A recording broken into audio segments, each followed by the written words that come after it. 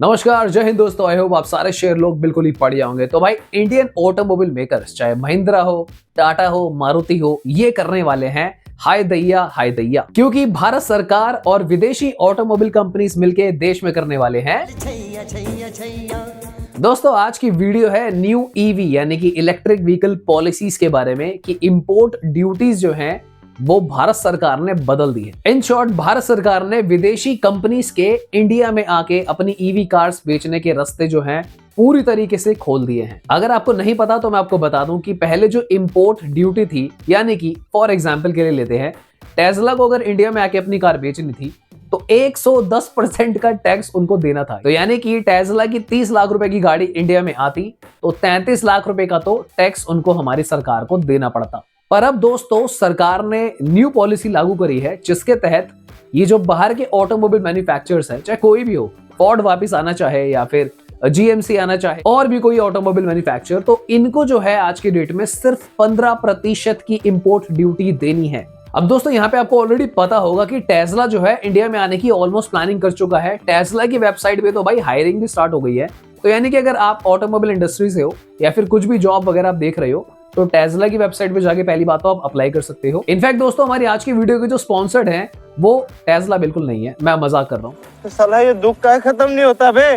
पर दोस्तों इस ईवी पॉलिसी के चलते कुछ यहाँ पे कंडीशंस भी भारत सरकार ने डाली है। अगर किसी भी कंपनी को इंडिया में आके अब कार्स बेचनी है अपनी ईवी 15% इंपोर्ट ड्यूटी के साथ, तो यहाँ पे सबसे पहले कम से कम 4150 करोड़ की इन्वेस्टमेंट उन लोगों को करनी पड़ेगी। और यहाँ पर कोई भी अगर उन्होंने पुरानी इन्वेस्टमेंट कर रखी थी तो वो काउंट नहीं होगी, ये उनको बिल्कुल फ्रेश करनी पड़ेगी, जिसके अंदर जो उनका लैंड कंस्ट्रक्शन है या फिर जो एक कंस्ट्रक्शन की कॉस्ट है वो इस इन्वेस्टमेंट में काउंट नहीं होगी। उसके अलावा एक सेपरेट इन्वेस्टमेंट करनी पड़ेगी। इसके साथ ही दोस्तों दूसरे साल से ही उनका जो टर्नओवर है 2500 करोड़ तक पहुंच जाना चाहिए अगर उनको इंडिया में सरवाइव करना है। चौथे साल तक 5000 करोड़ और 5वें साल तक 7500 करोड़ इनका जो है टर्नओवर हो जाना चाहिए। इस न्यू ईवी पॉलिसी के तहत इन लोगों को, ये जो न्यू कार मैन्युफैक्चरर्स होंगे दोस्तों, 3 साल के अंदर ही इन लोगों को अपनी जो मैन्युफैक्चरिंग यूनिट्स है इंडिया में स्टैब्लिश करनी पड़ेंगी। एटलीस्ट 25% लोकलाइजेशन 3 साल में इन कंपनीज को करना ही पड़ेगा। इतना ही नहीं दोस्तों, अगले 5 साल तक 50% तक का लोकलाइजेशन मैन्युफैक्चरिंग में इन कंपनीज को करना ही पड़ेगा। ये भी इस ईवी पॉलिसी में साफ साफ लिखा हुआ। अब दोस्तों देखो, भले ही इन्होंने इंपोर्ट ड्यूटी में टैक्स में राहत जरूर दे दी है, पर यहाँ पे हमारी गवर्नमेंट ने एक बात साफ कर दी है कि भाई अपन को चाहिए मोटा पैसा। तो बहुत सिंपल सी बात है कि अगर आपको जो है इनिशियल यहाँ पे बेनिफिट दिया गया है कि चलो 110% नहीं, आप 15% ही दे दो इंपोर्ट ड्यूटी, पर अगर इंडिया में आके भाई धंधा करोगे तो मोटा पैसा तुम्हें भारत सरकार को देना पड़ेगा, विच इज क्वाइट लॉजिकल। और ये स्टेप मुझे काफी अच्छा लगा क्योंकि अगर लोकलाइजेशन बढ़ेगा तो यहाँ पे जॉब अपॉर्चुनिटीज भी हमारे यूथ के लिए काफी ज्यादा बढ़ेंगी। और मैं आपको बता दूं, जो टेस्ला की जॉब वाली बात थी वो मजाक नहीं था भाई। टेस्ला की वेबसाइट पे जॉब ओपनिंग्स आ गए हैं। अगर आपको लगता है कि आप एक दावेदार पर्सन हो, कंटेंडर हो, तो डेफिनेटली आप अप्लाई कर सकते हो। अब यहाँ पे डेफिनेटली भाई टेस्ला को सबसे ज्यादा बेनिफिट होने वाला है क्योंकि टेस्ला अब देश में आने वाला है। इनफैक्ट भाई ये लोग 20 से 22 लाख रुपए की अफोर्डेबल ईवी कार्स लाने वाले हैं इंडिया के अंदर। तो जो भी ईवी खरीदने की प्लानिंग कर रहा था, यहाँ पे अब आती है मेन बात। महिंद्रा की रिसेंटली ही कार्स आई हैं, XEV 9e और BE6। अब यहाँ पे इनके कार्स के प्राइसेस भी काफी ज्यादा है भाई, 25-25 लाख तक, इनके 28 लाख तक भी प्राइसेस पहुंच रहे हैं। तो अगर टेस्ला जंप मारता है तो डेफिनेटली कुछ और प्लेयर्स भी इंडिया में आने की प्लानिंग करेंगे। इसके अंदर शेवरोले वापस आ सकती है, फोर्ड वापस आ सकती है, GMC प्लान कर सकता है। बहुत सारे ऑटोमोबाइल प्लेयर्स हैं जो इंडिया को अब एक पोटेंशियल मार्केट की तरह देखकर एंट्री कर सकते हैं। इनफैक्ट टेस्ला ने तो अनाउंस भी कर दिया है कि इनके 2 शोरूम पहले बनने वाले हैं, जिसमें से एक बनेगा मुंबई में और एक बनेगा दिल्ली में। पता नहीं क्यों यार सारी कंपनीज को मेरे घर के आसपास आना है। अच्छा ये तो मजाक की बातें हैं।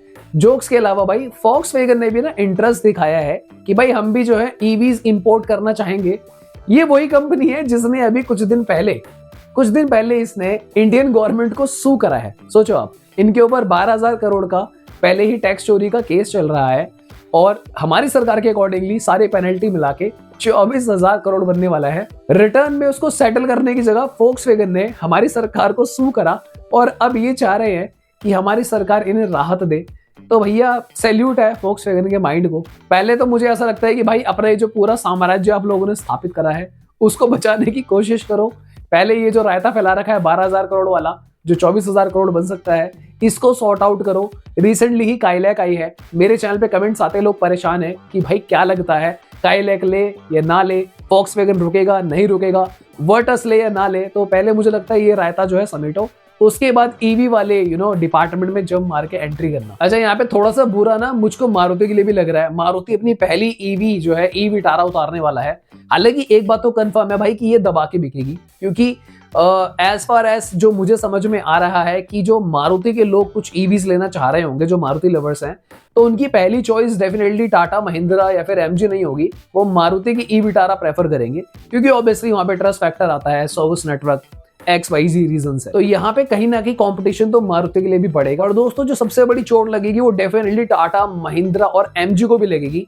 क्यों? क्योंकि इनके पास कार्स हैं जिनकी प्राइसिंग जो है ईवी में काफी ऊपर तक जा रही है रेंज में। तो अगर उस रेंज में, अब देखो कल को टेस्ला आने वाली है, ज्यादा टाइम नहीं लगेगा, आई थिंक कुछ ही महीनों के अंदर टेस्ला अवेलेबल हो जाएगी खरीदने के लिए भी हमारे देश में, और उसको देखने के बाद और भी प्लेयर्स आ जाएंगे।